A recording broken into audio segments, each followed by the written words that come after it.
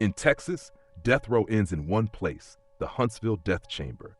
In 2025 alone, 4 prisoners walked their final steps there. They weren't allowed a last meal of choice, but they did leave behind haunting final words, some full of love, some full of regret, and some that will chill you to the bone. Tonight, we reveal every execution in Texas this year, their last moments, and the words they chose to leave the world with. Before we dive into these chilling stories, don't forget to subscribe to the channel. Hit the notification bell so you never miss an update on the most haunting last words and executions across the U.S. Stephen LaWayne Nelson. On February 5, 2025, inside the infamous Huntsville unit in Texas, the state carried out its first execution of the year. The man strapped to the gurney that night was Stephen LaWayne Nelson, a name that had haunted Arlington, Texas for well over a decade. Nelson's path to death row began with a crime so brutal it shook an entire community of faith. On March 3, 2011, Pastor Clint Dobson, a beloved spiritual leader at North Point Baptist Church, was found beaten, bound, and suffocated in his own office. Alongside him was the church secretary, Judy Elliott, who had also been viciously attacked. Elliott barely survived, but Pastor Dobson did not. Police were stunned by the savagery of the crime. Dobson's body showed signs of a prolonged struggle, and investigators said the motive was disturbingly shallow: robbery. His personal belongings, including his laptop, phone, and car, had been stolen. Within days, authorities connected those items to Nelson, a man with a long history of violence, theft, and instability. By the time he was arrested, Stephen LaWayne Nelson was no stranger to the criminal justice system. Born in 1981, he had spent much of his youth and adulthood spiraling in and out of trouble. Court records described him as volatile, quick-tempered, and prone to explosive violence. He had previously been tied to gang activity and multiple robberies. But it was the murder of Pastor Dobson, a respected, gentle figure in the Arlington community, that sealed his fate. During his trial, prosecutors painted Nelson as a remorseless killer. They highlighted his violent history and the sheer brutality of the crime. The jury took less than 10 hours to return a death sentence. For many in Arlington, it was seen as justice for a man who had dedicated his life to helping others. For Nelson, though, the years that followed on Texas's death row were turbulent. Reports surfaced of him being disruptive and even violent behind bars. Guards described him as unpredictable, sometimes quiet, other times combative. And then came February 5, 2025. At 6:18 p.m., Nelson was escorted into the execution chamber at Huntsville. Unlike some other states, Texas no longer honors last meal requests. Since 2011, condemned inmates eat the same food served in the prison cafeteria that day. Nelson's final plate was nothing special, just another bland prison meal before the needle. But what set his execution apart were his final words. As family members of Pastor Dobson sat behind the glass, waiting to hear what he would say, Nelson turned instead to his own wife, who was seated in the witness room. His voice was steady, almost calm. "I will always love you no matter what," he said, speaking directly to her. "Our love is uncontrollable. I'm at peace. I'm ready to be at home. Let's ride, Warden." With that, he gave a final nod, and the warden signaled for the lethal injection to begin. Within minutes, Stephen LaWayne Nelson was pronounced dead at 6:32 p.m. For some, his words were haunting, stripped of remorse for Pastor Dobson's family, focused only on his own personal peace. For others, they were just another reminder of how little reconciliation can be found at the end of the death chamber. But one fact remained undeniable. Texas had closed the chapter on one of Arlington's most shocking murders, and Pastor Clint Dobson's family, though forever scarred, had seen justice delivered. Richard Lee Tabler.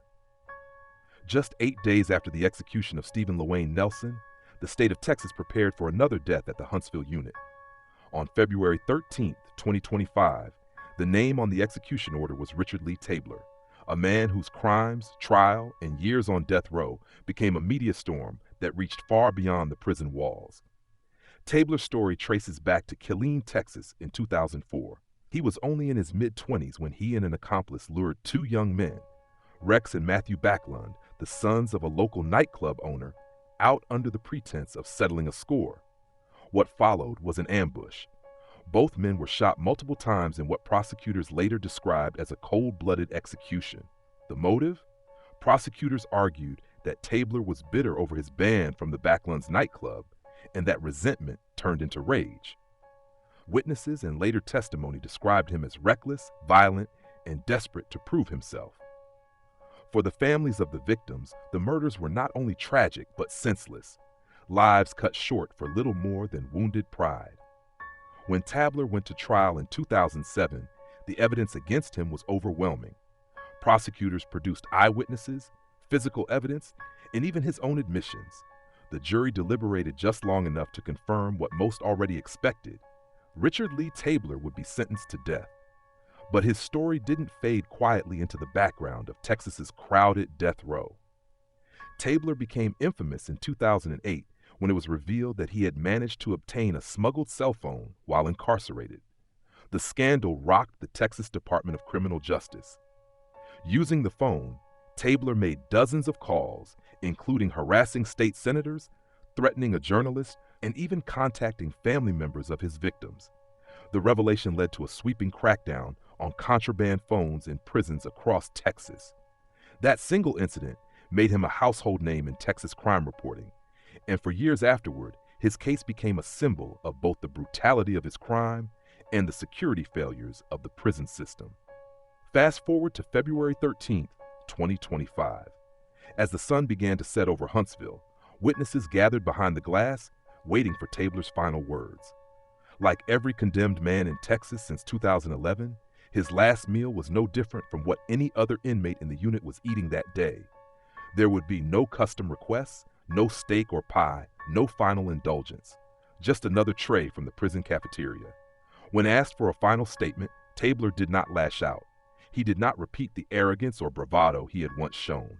Instead, he surprised many with a quiet tone of remorse.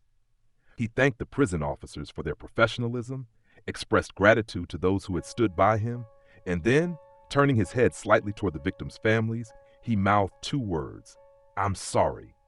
It was brief, it was understated, but for those who had waited more than 2 decades, it was the closest thing to accountability they would ever hear from him. At 6:24 p.m., the lethal injection was administered. Minutes later, Richard Lee Tabler was pronounced dead. For the families of Rex and Matthew Backlund, the execution brought a measure of closure. For the Texas prison system, it marked the end of one of the most notorious death row inmates of the modern era, remembered as much for his crimes as for the scandal that shook the system itself. Moises Sandoval Mendoza. By the spring of 2025, the Huntsville unit once again prepared its chamber for another execution. On April 23, 2025, the state of Texas carried out the death sentence of Moises Sandoval Mendoza, a man whose crime was one of the most shocking in Ellis County's history. The crime dated back to May 2004. The victim was 20-year-old Rochelle Tollison, a young mother from Ennis, Texas. Known for her bright smile and gentle spirit, Rochelle had her whole life ahead of her. But one evening, she vanished from her home under suspicious circumstances. Family and friends immediately knew something was wrong. Her car was left behind, and there were signs of a struggle. Within days, investigators uncovered a chilling story. Mendoza, who had known Rochelle casually through acquaintances, abducted her from her home. What followed was every parent's worst nightmare. She was raped, assaulted, and ultimately murdered. Her body was later burned in a shallow attempt to destroy evidence. The sheer brutality of the act left even seasoned investigators shaken. For the community of Ennis, the case was devastating. Rochelle wasn't just another statistic. She was a daughter, a mother, a friend. The town rallied around her grieving family as police pursued the man responsible. Mendoza was quickly identified as the prime suspect. Witness testimony, physical evidence, and his own admissions eventually sealed his fate. At trial, the prosecution laid out the horrific details, painting Mendoza as a predator who had stalked and attacked a young woman who trusted him.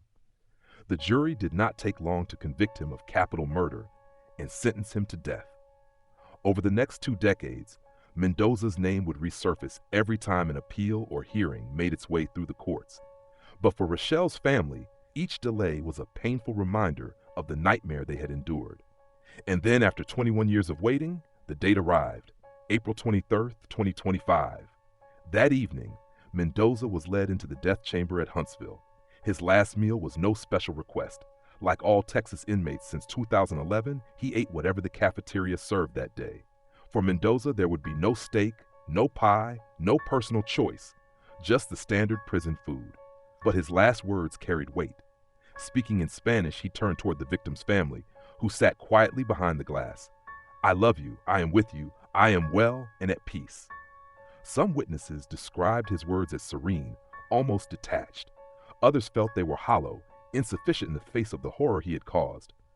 For Rochelle's family, it was not peace, but at least it was an end. At 6:21 p.m., the lethal injection began. Within minutes, Mendoza was pronounced dead. For the people of Ellis County, the execution closed a painful chapter. Rochelle Tollison's life had been stolen in the most brutal way, and while nothing could bring her back, the sentence carried out in Huntsville served as a final measure of justice. Matthew Lee Johnson. On the evening of May 20th, 2025, the quiet streets of Huntsville, Texas, carried a heavy air. Inside the death chamber at the Huntsville unit, the state prepared to execute Matthew Lee Johnson, a man whose crime had horrified an entire community more than a decade earlier. The story began in May 2012 in the city of Garland, Texas. The victim was Nancy Harris, a 76-year-old widow known throughout her neighborhood for her kindness and devotion to her church. Nancy worked part-time as a clerk at a local convenience store. That May morning, she opened the shop as she always did, greeting familiar customers with her warm smile. But moments later, her life would be stolen in a brutal act of violence. Johnson entered the store intending to rob it, but what began as a theft turned into something far darker. Armed with lighter fluid, he doused Nancy Harris and then set her on fire. Witnesses who rushed to help saw her engulfed in flames as she screamed for her life. Despite being rushed to the hospital, Nancy succumbed to her injuries shortly after, leaving her family and community in shock. Police quickly identified Johnson, already known to law enforcement for past crimes, as the suspect. He was arrested within days. Investigators found overwhelming evidence tying him to the robbery and the horrific attack. When Johnson went to trial, prosecutors emphasized not only the cruelty of the act, but also Nancy's vulnerability. This wasn't just murder, it was torture. The jury didn't deliberate long before delivering the harshest sentence available under Texas law: death by lethal injection. For the Harris family, the years that followed were filled with grief and countless court hearings. Each appeal Johnson filed kept the wounds open. Yet despite the pain, Nancy's loved ones held firm, determined to see justice carried through. By 2025, after more than a decade on death row, Matthew Johnson's execution date was set. In a poignant twist, the date chosen, May 20, was the exact anniversary of the crime. That evening, Johnson ate what every condemned inmate in Texas receives: a routine cafeteria meal from the Huntsville unit kitchen. There were no special requests, no final indulgences. Just another reminder that in Texas, the last words matter more than the last meal. As he lay on the gurney, witnesses gathered on both sides of the glass.